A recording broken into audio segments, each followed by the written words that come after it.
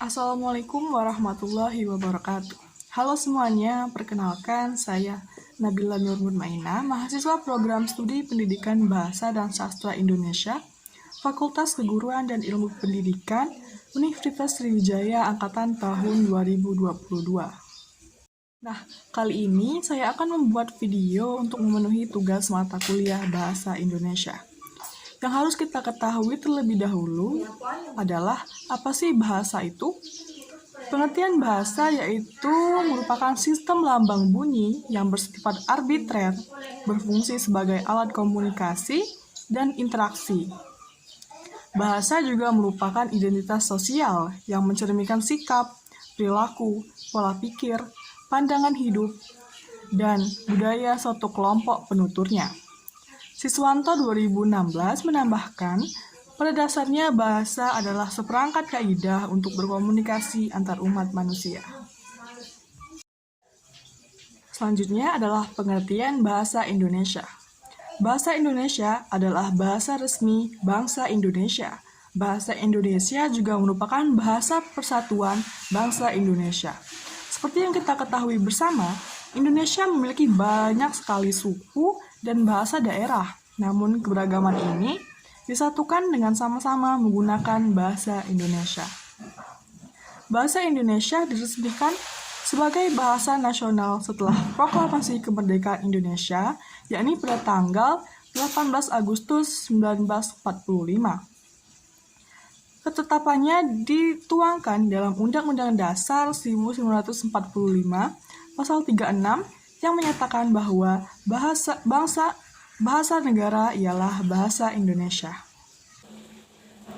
Dilansir dari situs Kementerian Pendidikan dan Kebudayaan atau Kemendikbud, bahasa Indonesia lahir pada 28 Oktober 1928. Pada saat itu, para pemuda di pelosok Nusantara sedang berkumpul dalam rapat pemuda. Dalam rapat tersebut menghasilkan 3 ikrar yang diberi nama Sumpah Pemuda. 3 ikrar tersebut yakni bertumpah darah yang satu, tanah Indonesia, berbahasa yang satu, berbangsa yang satu, bangsa Indonesia, menjunjung bahasa persatuan, bahasa Indonesia. Ikrar yang ketiga merupakan tekad bahwa bahasa Indonesia merupakan bahasa persatuan bangsa Indonesia. Pada waktu itu, itulah bahasa Indonesia dikukuhkan kedudukannya sebagai bahasa nasional. Bahasa Indonesia berasal dari bahasa Melayu. Bahasa ini tumbuh dan berkembang dari bahasa Melayu yang zaman dahulu sudah dipakai sebagai bahasa perhubungan dan perdagangan. Tidak hanya ke Kepulauan Nusantara, tapi hampir di seluruh Asia Tenggara. Kerajaan-kerajaan di Indonesia juga memakai bahasa Melayu. Tidak hanya kerajaan Majapahit, tapi juga kerajaan Sriwijaya. Nah, selanjutnya adalah fungsi bahasa Indonesia. Yang pertama, sebagai bahasa resmi kenegaraan. Artinya, seluruh kegiatan kenegaraan dan penyelenggaraan harus menggunakan bahasa Indonesia. Yang kedua, bahasa pengantar pendidikan. Di Indonesia, kegiatan belajar mengajar di sekolah dan lingkungan perguruan tinggi menggunakan bahasa Indonesia sebagai pengantarnya. Yang ketiga, bahasa komunikasi tingkat nasional. Dalam hal ini, bahasa Indonesia berfungsi sebagai alat perhubungan dalam kepentingan perencanaan dan pelaksanaan pembangunan nasional serta kepentingan pemerintahan yang lainnya. Yang keempat, bahasa media massa. Penyampaian berita lewat media massa juga menggunakan bahasa Indonesia sebagai bahasa baku. Yang kelima, bahasa pengembangan dan pemanfaatan ilmu pengetahuan dan teknologi. Yang akan saya bahas selanjutnya adalah pandangan terhadap bangsa Indonesia menurut generasi muda.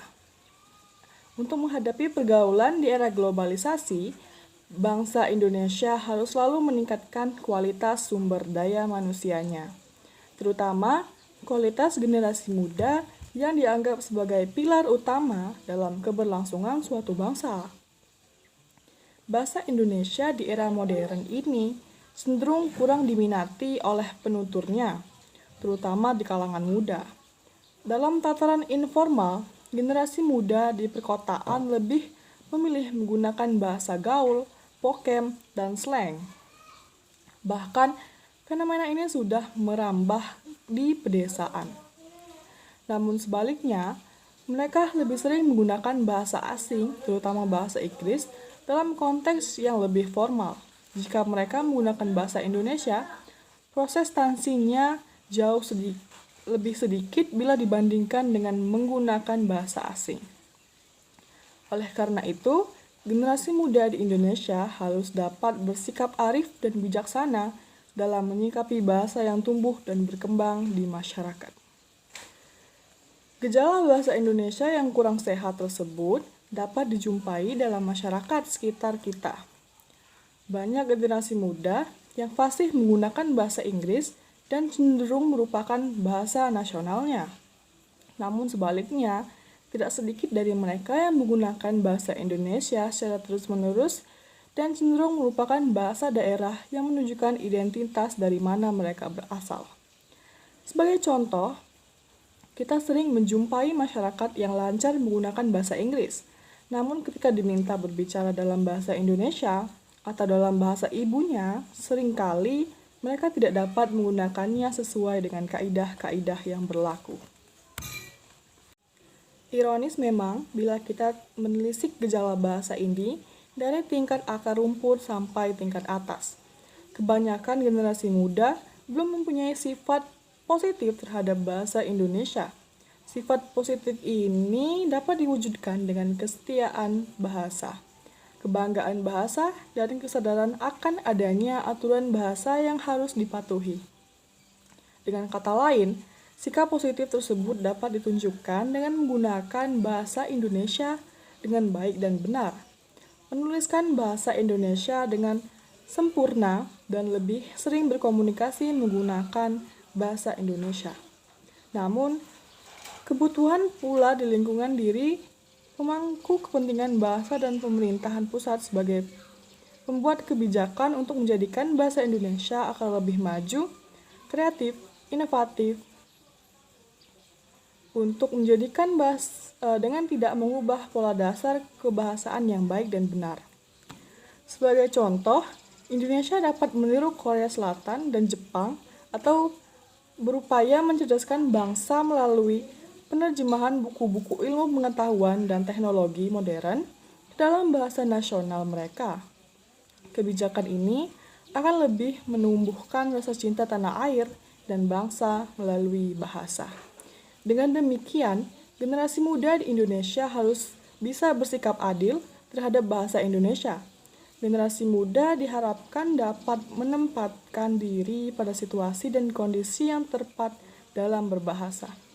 Jangan biarkan bahasa Indonesia terbenam di perut ibu pertiwi, yang muda, yang beradab, yang berbahasa karena bahasa menunjukkan bangsa. Terima kasih. Wassalamualaikum warahmatullahi wabarakatuh.